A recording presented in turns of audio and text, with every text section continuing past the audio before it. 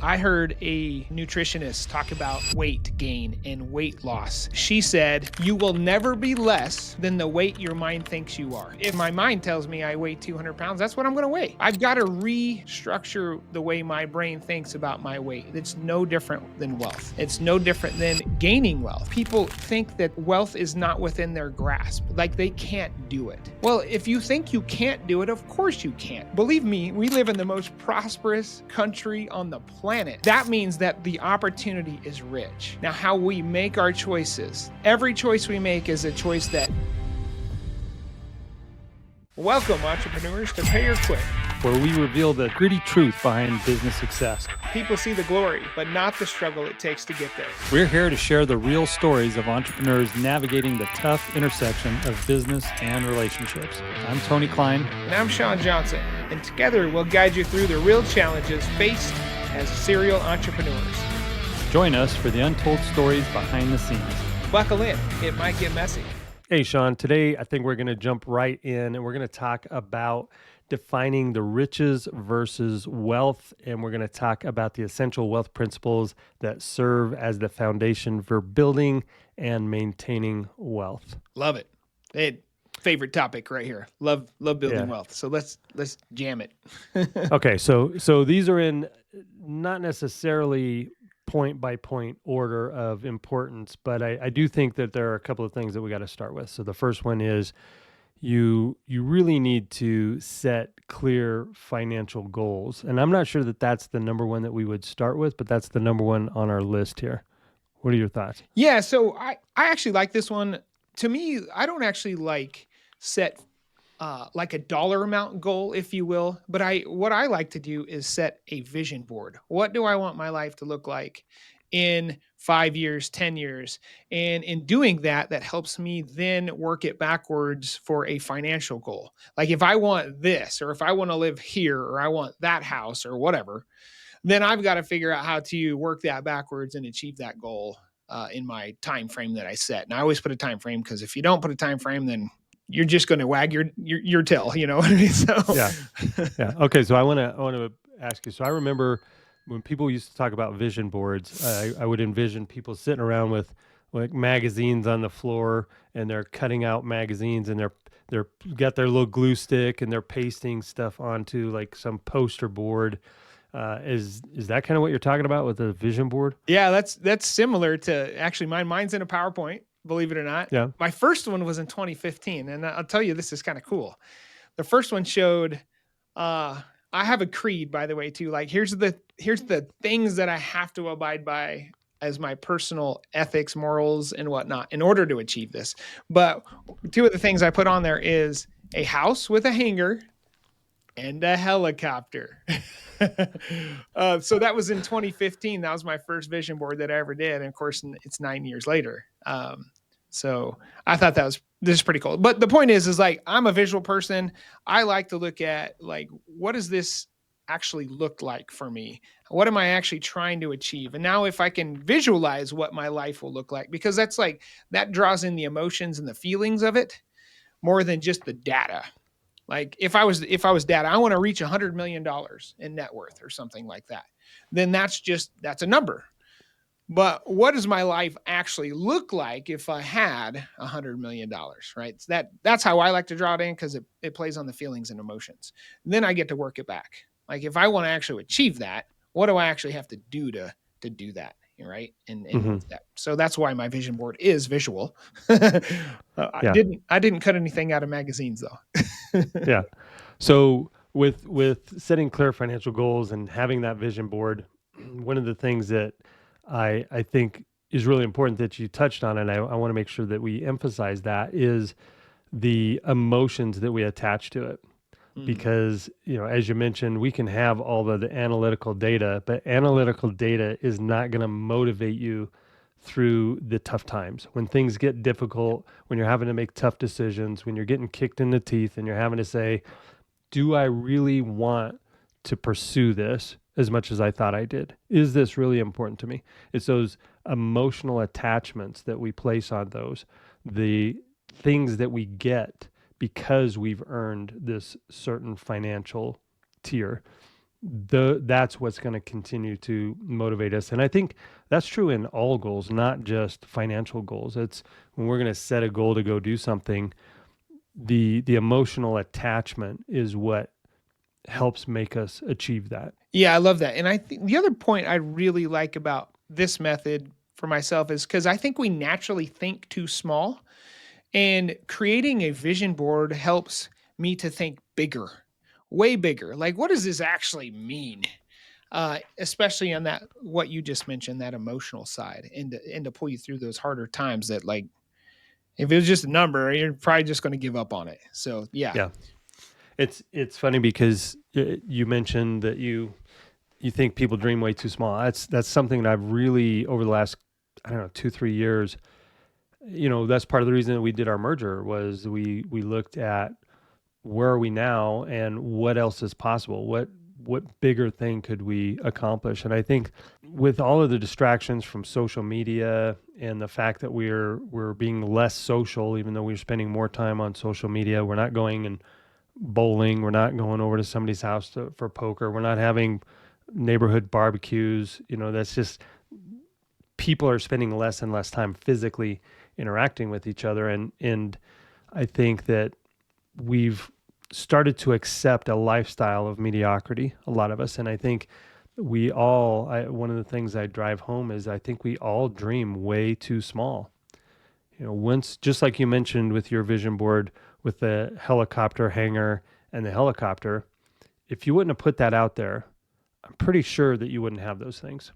I'm pretty sure that that wouldn't just happen by accident. Yeah, 100% agree with that. Yeah, it's extremely intentional. And when you put a vision out, and literally I have a MacBook Pro and it has a little sticky, and the sticky stays on my dashboard of my computer, and it's right there. Like in my face every single day. Yeah. Yeah. All right. So we started with setting clear financial goals. There's one though that I said I wasn't sure that if you were to do these in order, that would be the number one thing to start with. I think our number 2 item on our list is actually where it all starts. Yeah, I agree with you. Okay, so number 2 on the list is adopting a wealth mindset, believing that building wealth is possible for you and focusing on abundance, opportunities, and growth. And I want to be a little careful here because we're starting to teeter on, hey, do we light some incense and do we like all sit around in a circle and hold hands? But it's like people kind of look at mindset as, well, is that a real thing? Is this just sort of like, okay, tell me really how to get this wealth. Like I get the mindset thing, but tell me really how to get it. And I think it really does start with mindset. If you don't have the right mindset, none of the rest of this stuff is possible. Oh, I love that. I heard a nutritionist talk about weight gain and weight loss, and she said, "You will never be less than the weight your mind thinks you are." I thought that was huge. So if my body tells me that I weigh 200 pounds, I mean, my mind tells me I weigh 200 pounds, that's what I'm going to weigh. I've got to restructure the way my brain thinks about my weight. It's no different than wealth. It's no different than gaining wealth. And I think it's sad that people think that wealth is not within their grasp, like they can't do it. Well, if you think you can't do it, of course you can't do it. But you believe me, we live in the most prosperous country on the planet. Even the poorest people in America, are the one percenters of the world. That means that the opportunity is rich. Now, how we make our choices, the every choice we make is a choice that defines us, right? Whether good or bad, we're either making a choice towards our goals or making a choice against our goals. But we have to decide, yes, I'm worthy. I can do it. I just got to put my mind and my effort and my focus on nothing else but achieving that, if that's what you want to achieve. I think it's really big in emphasizing that point that you mentioned about your mind will think that or you will never be uh, less than the weight that your mind thinks you are. It reminds me that your mind is constantly building the character that it thinks you are. And it takes me back to this takes way back, but when I was in high school, I had my first sales job. I wound up being a salesperson at a jewelry store. And I was nervous to go in, and people would come in, even though they were coming in at that time. Now thinking back, I'm like, that was such an easy job.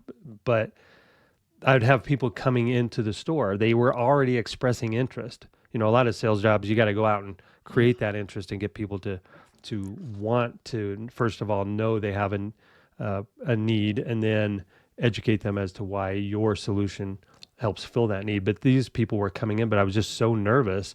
And so I started this routine that I created a character that when I put on my sports coat, now think of, 17-year-old kid, 18-year-old kid wearing a sports coat at a jewelry store, but I put that sports coat on and I became this other character. I created this mindset around this person, and it taught me, just coincidentally, I've been able to carry that through my whole life. When I decided to be the person that was going to run the Moab 240, I grew my beard out a little bit. Like, I became this person that was like, well, what would that person look like? How would they feel? How would they think? And so I've taken that. Anytime I have a goal, I create, I'm not trying to get to that goal with who I currently am. I become who I need to be in order to achieve that goal. And that all starts with that mindset. Oh my gosh, that's really powerful what you just said. I become what I need to be. Um, yeah, I think that's often forgotten. If you want to, what does Dave Ramsey say? If you want to live like no one else, you've got to act and live like no one else. That means like the rich guy next door is the rich guy for a reason, because he doesn't have a $90,000 car that has payments and he can't afford. Living beyond Right. his means. So cool. That's Yeah. great. Great point, Tony. Okay, so we've got a setup. We've said, okay, we're gonna have the right mindset. We're going to have the mindset of abundance or mindset of wealth, and we're going to set these clear financial goals. We've got these things that we want to accomplish. We're going to become the type of person and do the types of things that that person needs to do to get those goals. What would you start with next? What do we need to know? Let's start getting into some meat of what people need to do in order to start creating that wealth. Yeah, I think for me, and I look back and I'm really thankful for my dad teaching me this, but about at the age of 14, back when spreadsheets were just coming out, he sat me down. Lotus 1 2 3, maybe something like that. Yeah, I think it was actually Excel. Maybe it was Microsoft. I can't remember. Yeah. But anyway, he sat me down and actually showed me the power of compounding interest. Now, this works both ways, right? It either works for an investment in growing wealth or it works for keeping you suppressed financially. Because the same method of compounding wealth that you can use to generate wealth is the same method the banks use to take loans, bad debt, those types of things, right? But the power was me just seeing visually what that meant. So let's take a hypothetical scenario, Tony. You're 20 years old again and you have a job that pays you $3,000 a month, but you've got a little extra time.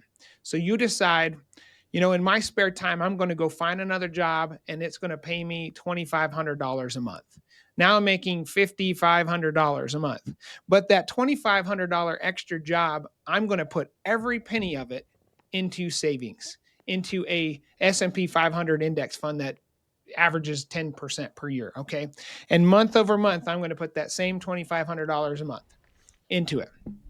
By the time you're 75, this is where it's awesome. By the time you're 75, you will have contributed about $1.6 million, but your S&P 500 fund will be $56 million. You only contributed 1.6, but you have $56 million in your retirement fund. That is the power of compounding interest. The other thing I love hearing is like, you've heard that parable. Tony, if I gave you $1,000,000 today, would you choose $1,000,000 or I will give you a penny that doubles for the next 30 days? Which one would you choose? That's the power of compounding. Yeah, having done the math, of course, I would choose the penny. Why? But What does the but penny actually turn into? It turns into $5.6 million in 30 yeah, days. And it yeah, doesn't actually do anything. Like the first 25 days are almost nothing. Almost nothing. You've got like yeah. 10,000, 40,000, 80,000, and then it goes 160, 350, 670,000. Then it really ramps 1.3, 2.6, and then $5.3 million. That compounding interest is huge. I think it's really easy to get excited about that when the numbers are big. You mentioned having an extra $2,500 a month to put in. Um, I know there's a lot of 20-year-olds out there that don't have the ability to put Yeah. $2,500 into a bank account or into stocks or something like that. And so one of the things that I think frustrates a lot of people when they start looking at the compounding interest is it's exciting when the numbers are big, Yeah. but when the numbers are small, it's not super motivational or inspirational to put $200 back a month. Because Yeah. if I put $200 back a month, now I'm looking at $2,400 a year. My compound interest on that is a cheeseburger. You know what I mean? It's like you're not getting that much. And so when you start looking at, I have an extra $200, that's a movie, some popcorn, some gas, and maybe dinner before. And I'm looking at trying to, like, I'm working my job. I deserve a break. I want to go and just have a good night out. And I spend that $200 and it's gone because really, if you look at the end of the year, if you look at that end of the year in your penny example, at the end of your first 7 days or your first month, well, not in that example, but in the first part of the process, you, you haven't really amassed anything. And the desire and the reward to go to the movie, have the hamburger, go get a couple of drinks or whatever it is, spending that $200 is so much more appealing Yeah. than putting that in the bank and winding up with an extra 10 cents at the end of the month. Yeah, you get the dopamine hit, right? And we live in a world that we find way more pleasure in the here and now than we do in the future thinking. And I think that's really the key. Like you can't look short sighted. You have to look long term.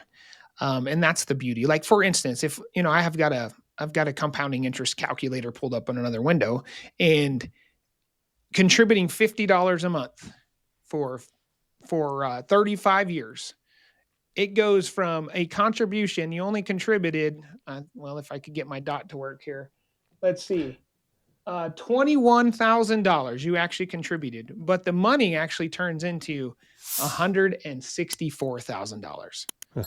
That's a massive difference. And as time goes on, those two lines drastically separate. It's a bell curve, right? So it really Mm-hmm. takes off. The other point I want to just kind of hit on is compounding interest is a game of time. It's long-term thinking. And so we did that first scenario. If I, put $2,500 a month for 55 years, I would have $56 million. What if I try to start late? What if I try to like quadruple my money and I'm going to put $10,000 a month for 20 years? Can I ever actually achieve the same amount by starting early and starting often? You won't. 20 or $10,000 a month for 20 years is only like, well, not, I don't want to say only. It's still a lot of money, but it's like $4 million compared to $56 million. Mm-hmm. The point is like you're getting in early and that money that you started with 55 years ago becomes massively large because you started early. So there's definitely an advantage to start early. So as you mentioned, the younger you can start, the less you have to put back in order to hit those same goals. Yep. If you have the ability to put more back, then it skyrockets what you wind up with at the end. Let's talk a little bit about what happens if somebody didn't start early. I know a lot of entrepreneurs that either did start early and as entrepreneurs do, entrepreneurship, you have ups and downs. And, some people started early and lost and had to start over, or some just didn't start early. What would you tell them? How can you make up for it if you if you've missed out on 20 years, either through, again, losing it all or you just didn't start, how's that time value of money affect you now? And what could you do to just recognize, okay, this is where I'm at. Yeah, I missed out on the last 20 years. Okay, can't go back and change that, but I am here now. What would I do? Yeah, I think it depends. I think I would have kind of two paths, if you will, and what it depends on is kind of what you want to achieve. So, um, you started late, you don't have any savings. Say you're in your 50s or something, and you really, you're looking at retirement. It's coming up on the window here. Um, if you've got a thriving business, let's double down on growing the business. That's an asset that you have, and it's cash flowing. And how do we make that cash flow even bigger? And then there's succession thoughts, a planning that you can go through to how can I turn this business into a legacy business? Can my kids grow up on it and still pay me, or can I own or finance this and they pay me over the course of 10 years and I keep income flowing as I retire and those types of things. The other thing is I would just say it's never too late. Like you should be investing as much as you can now so you can have that nest egg in the future. Like so 50 years old, maybe you only have 15 years of investing. That's better than not doing it at all. And what they say about planting a tree, it's been the best time to plant a tree was 20 years ago, but the second best time is now. I think it applies Yeah. to the same thought process here. Do you want to achieve the financial goals? Then you got to start doing it now. Mm-hmm. And this is a big generalization, but in general, typically, the older you are, you've had some leveling up in your income. Yeah. So if you're not putting money back, you still, hopefully you're making more money in your 40s, your 30s, your 40s and 50s than you made in your 20s. Yeah. Right. And just because you've developed skill and connections and you have learned things that you didn't know before. And so you have a higher income. Now, with that higher income, you have the higher income, but you're also older, you started later. But that gives you a much bigger number to try to say, okay, now if I have this bigger income, what can I do? I can't maybe raise that income to be able to put more money back, or I could do that, but I can also do the opposite. I can now look at my expenses and become much more disciplined in my spending. And I know that each and every one of us has some discretionary spending that we are spending that we could be investing. And just how disciplined can you be? Do you want to be, or do you know how to be? And sometimes people want to be, but they just don't have that discipline, or they don't know. Again, okay, I shave off $100, I shave off $500, $1,000. Now what? Yeah, I'm going to pick on Americans a little bit. The average car payment in America is $750 a month. But they're not exactly sure, but about 68 to 78% of Americans live paycheck to paycheck. So in that 68 to 78%, we know that there's car payments in there. That's your lowest hanging fruit.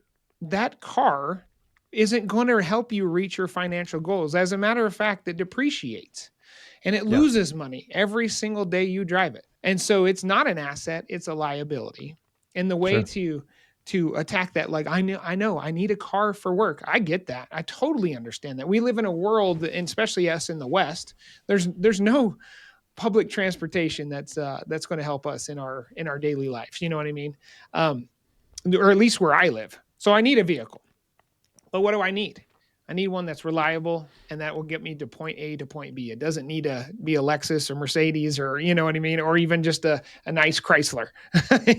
The point being that money, if you were to invest the car payment and get a car that you pay cash for, that would compound and build you a massive nest egg if you took that $750 every month into a S&P 500 index fund, for instance. Yeah. Okay, so we talked about reducing our expenses, becoming more disciplined, taking a highlighter, marker, whatever, and just looking at our list of expenses and saying, what are we going to eliminate? Let's start putting some money back. So that's going to help give us some money to invest. The other side of it is, let's actually look at what else could we do. We've eliminated everything that we're not even comfortable, but beyond our comfort zone. It's at the edge. Like, we're not willing to cut one more thing on our expenses. Now let's look at the other side. What can we do Yeah. to grow our income? And I think sometimes if we work a 9 to 5, if we have a corporate job, it's pretty hard to get more money unless you're in sales where you can actually create additional commissions from additional activities. You're kind of locked in on the corporate side. You might get your cost of living increase, you might get a bonus that comes out, but for the most part, you're kind of locked in. But I would encourage people to look at what else you do. I'm a big believer in getting the proper amount of rest. So I would never tell you sleep 4 hours a day, go to your job for 8 or 9 hours a day, and then fill the rest of the time with going out and trying to do something new. I think that you can only work for so long. I just studied the science. Your body needs that rest in order to perform at your best. And so I would encourage rest. So let's just say that you're getting 8 hours of sleep, which I know most people don't. And then they're working 8 hours at a job. That's 16 hours. You still have 8 hours worth of other things that you could do. You could fill your time with that other 8 hours to help create more income. And most people are spending time watching TV or being on social media to fill that 8 hours. Yeah. I think how I would counsel someone through that is the number one thing you need to do is invest in yourself. You need to be extremely good at something and build a high level skill, not a low level skill. McDonald's minimum wage jobs were never intended to be a lifetime career.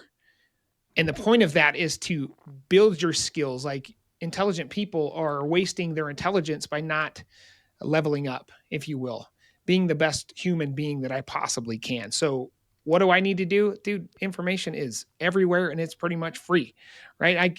The implementation of information costs you money, but to learn something is everywhere.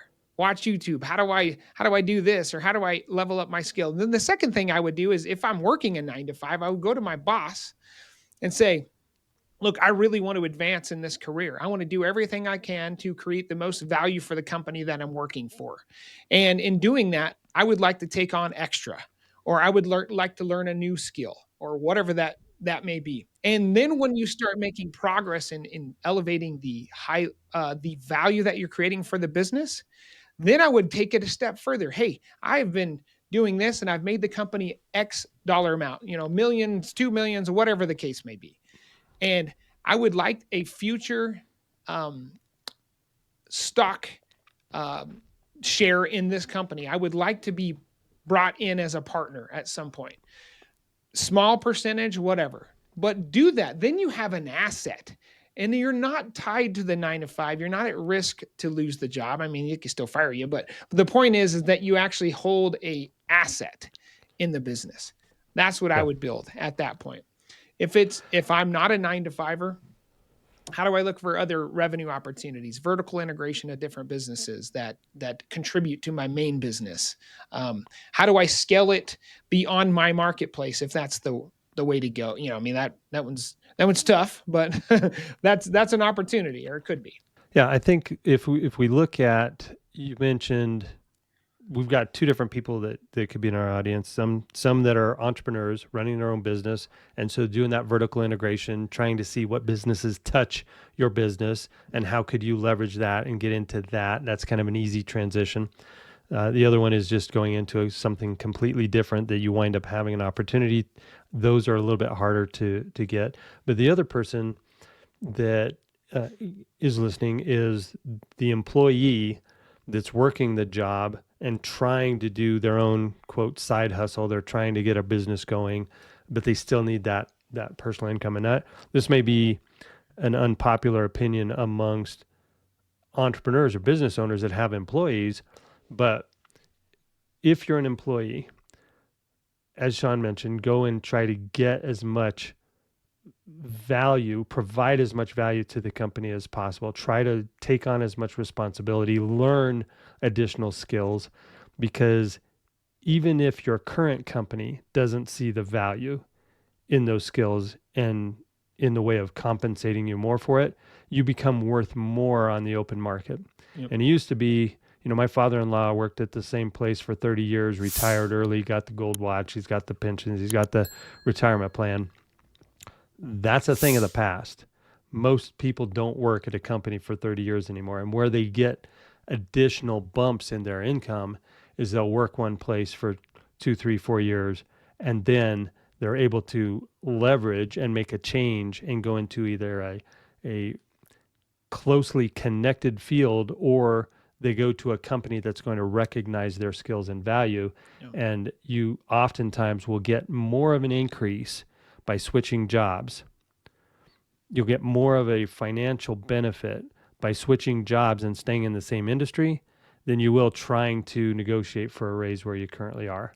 Yeah. And so this takes us back to another conversation, why it's so important to create that culture and that vision and giving people a reason to stay with your company. So I know we've talked at length about that, but as a business owner, you want to give people a reason to stay besides just the finances, because if you have really good people, they become worth more on the open market. And if you don't have really good people, then they're draining your business and pulling you down. Yeah, I think there was this statistic I heard a few years ago, and it was hinting on that when employees change jobs every 3.5, it was on average an employee changes jobs every 3.5 years, and when they do that and they level up their income, ask for more when they get a new job, it's something like 50% more. They get paid 50% more than the employee that stays at the same job over the course of the years. That goes to prove two things. Well, one, that you should be negotiating with your employer to maybe make more, but you got to bring the value, right? Yeah. Or, and it also goes on the other side of that, like you mentioned, the company culture to keep people high performers like that in the business as well. So, anyhow, I just, it's important to know like you are what you think you're worth. So, if you're not creating value, for an employee or a business or your customers or whatever like that, obviously you're going to get compensated relative to that. Yep. Okay, let's shift gears a little bit and let's talk about we've talked about how we're going to lower our expenses. We're going to try to raise our income. We've given some examples of that, but let's really start talking about people's spending habits. Like, how can you create wealth by adjusting your spending? Yeah, I think the biggest thing is live below your means. So if you make 2,000 a month, then you've got to live below that.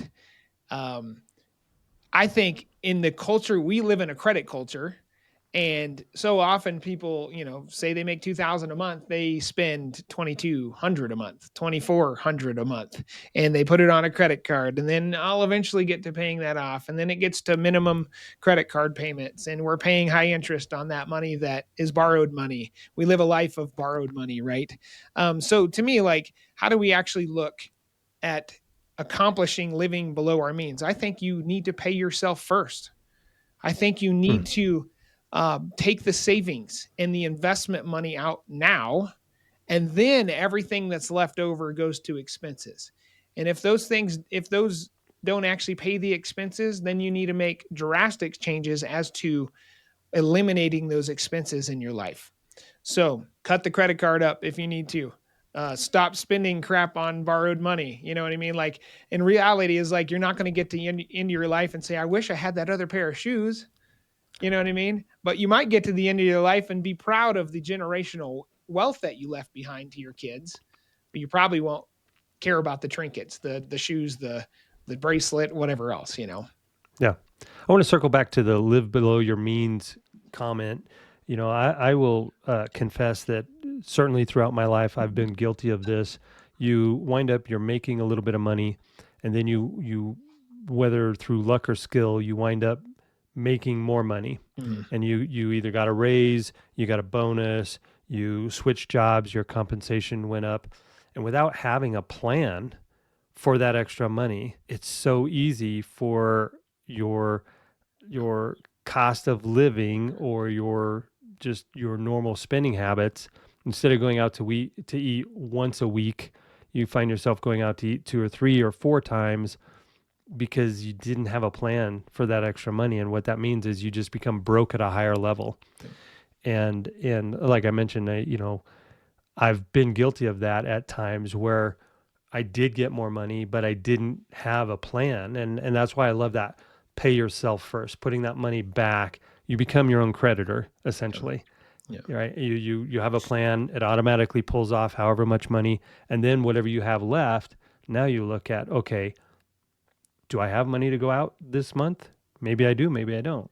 But I don't have to feel guilty about it because I've already put aside the money to fill my plan for my financial future. Yeah, and I think this goes back to the vision board. What do I want my life to look like in 5 years or 10 years?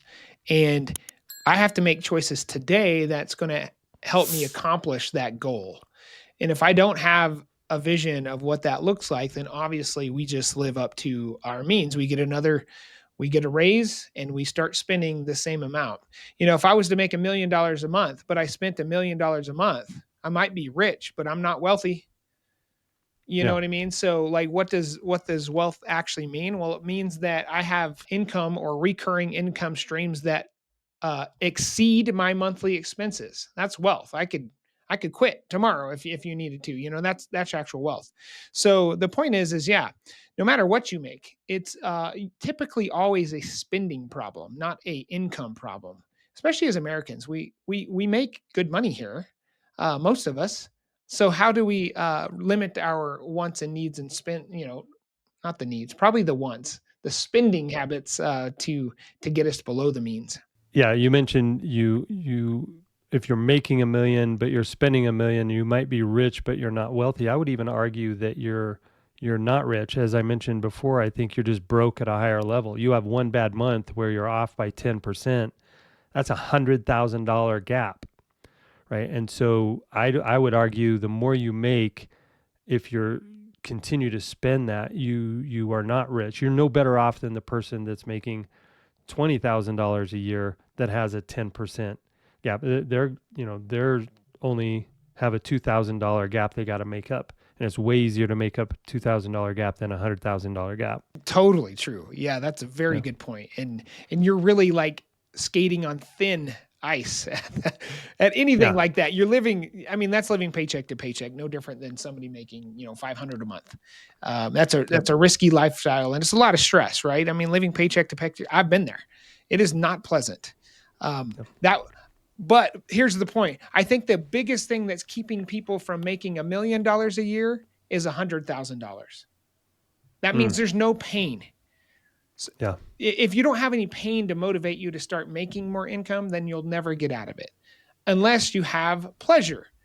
And the pleasure part is the vision, the goal. What do I want my life to look like? How do I accomplish these goals?